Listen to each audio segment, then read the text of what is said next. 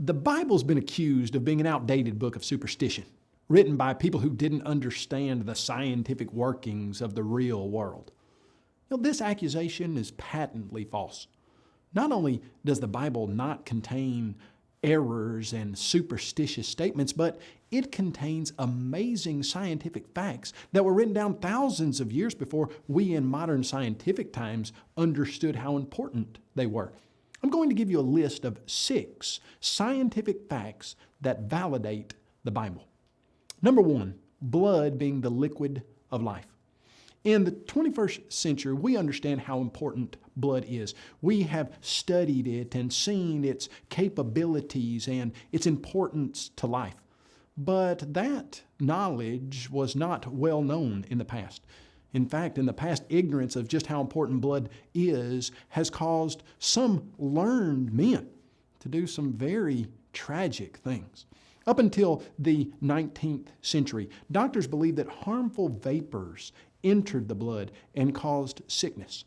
For this reason, those doctors would literally bleed their patients by putting leeches on them or cutting the veins and arteries in the elbow and getting that blood out. The first president of the United States of America, George Washington, came down with a cold and his doctor was called and he literally bled him to death. So what's that have to do with the Bible?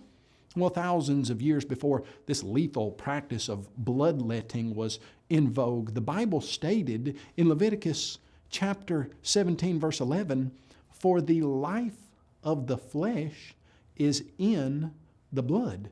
And just a few verses down, it said that an animal's blood sustains its life. Today, we completely understand the truthfulness of this biblical statement. But how did an ancient shepherd like Moses in 1450 BC know that the life of the flesh is in the blood? It took the modern scientific medical community thousands of years and thousands of lives to discover this truth. Scientific fact number 2, sanitation practices. Some of the worst plagues in modern times have been caused by improper sanitation practices. In 1846, the city of London had a terrible cholera epidemic. 16,000 people had been killed. Well, why could the doctors of the day do nothing to combat this deadly disease? You see, the city of London had a serious problem with sewage. The streets were filled with raw sewage that people would literally open their second and third story windows and dump into the streets. Now, as we know in our modern scientific era, raw sewage carries disease and causes all types of medical problems. If the people in London in 1846 had turned their Bibles to Deuteronomy chapter 23, verse 12, they would have read this.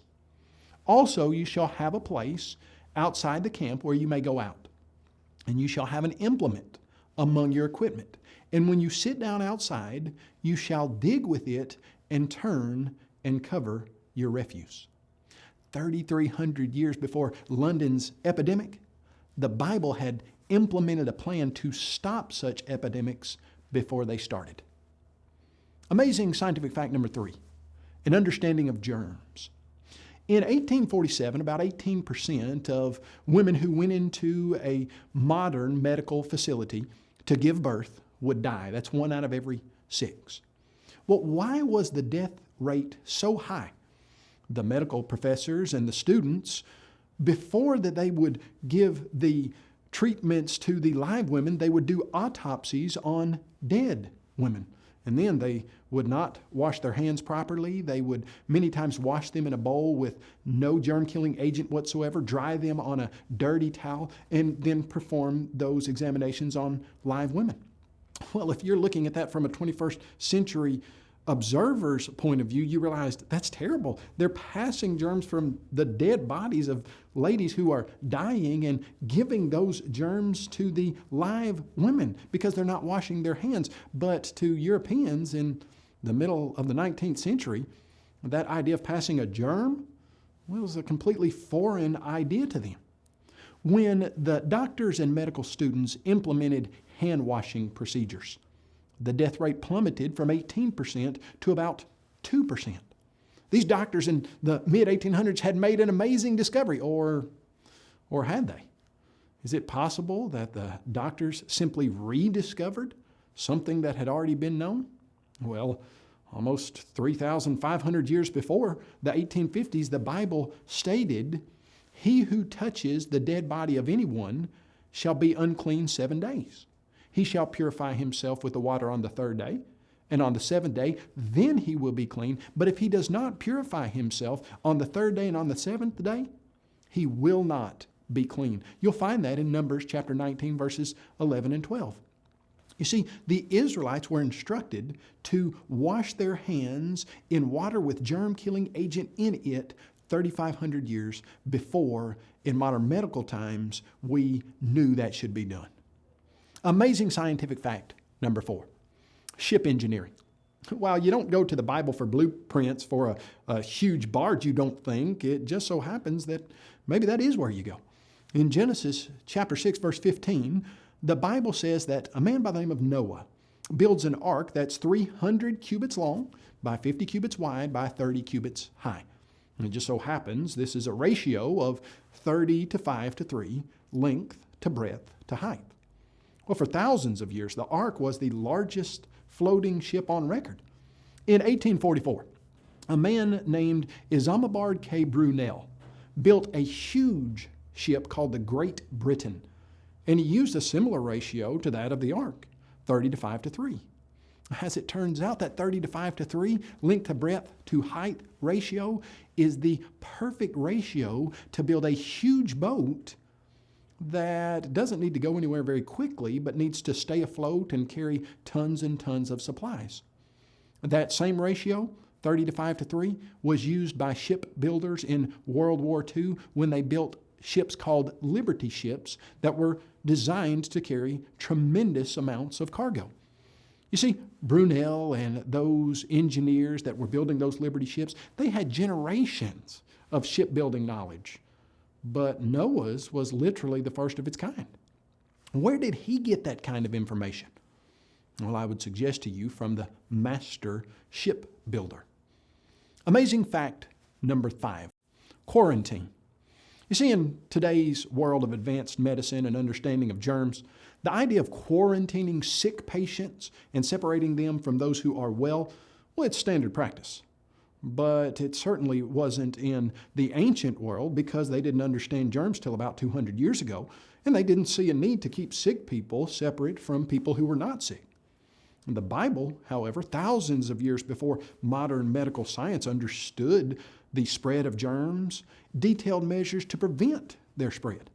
In the book of Leviticus, we read that people with diseases such as leprosy were instructed to dwell alone outside the camp. We read that in Leviticus 13:46. And if and when an individual got close to somebody who is not diseased, this diseased individual was told to cover his mustache or upper lip and cry, "Unclean." Why? Why do we tell our children to cover their mouths when they cough? Well, to keep that diseased spittle from going into the air and from infecting others airborne.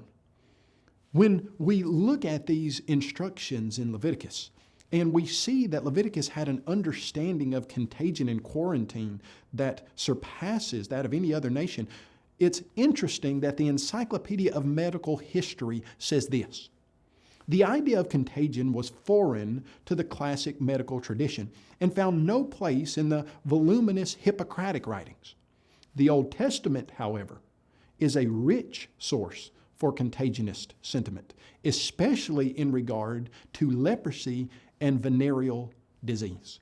Now, here again, the Old Testament exhibits amazingly accurate medical knowledge that surpasses anything known that the humans who were alive at the time during the writers' lives could have possibly come up with on their own. Amazing scientific fact number 6, food regulations. In the United States, we have the Food and Drug Administration. It's the FDA. And it's designed to make regulations that keep people from getting sick from foodborne diseases mostly. Knowing that certain kinds of food, such as pork, are more prone to carry disease, the FDA will make a regulation like this: You can go into a restaurant, you can order a beef steak that is rare. But if you go into that restaurant and you order a pork chop, you can't order it rare. Why? Well, because pork, if it's not cooked properly, has a much higher probability of causing some type of disease. We know that in modern times. But the Bible, especially the Old Testament, written some 3,000 years before modern times, exhibits a knowledge of food-borne diseases that surpasses anything that was around during the time of the writers. For instance, when you look in Leviticus chapter 11, it mentions that pork was not to be eaten. That's a wise regulation, as we have seen. Even the modern FDA puts regulations in along those lines. The text also forbids the consumption of bats. You say, well, I don't want to eat a bat. Well, some people do. In fact, around the world, bats in some places are a delicacy. Why not eat bats? Just so happens that bats have a very high probability of carrying viruses that can be caught by humans, especially the rabies virus. Also, in Leviticus 11, we read that things like lizards, salamanders, amphibians are not to be eaten. Well, why? Well, lizards, salamanders, amphibians, etc., have about a 90% contamination rate of salmonella. Salmonella, a bacteria that causes many people to get violently sick and some of them to die. You see, the Bible never gets a single medical fact wrong, and it exhibits a knowledge of scientific facts that is thousands of years ahead of its time. That scientific accuracy proves the Bible's divine origin.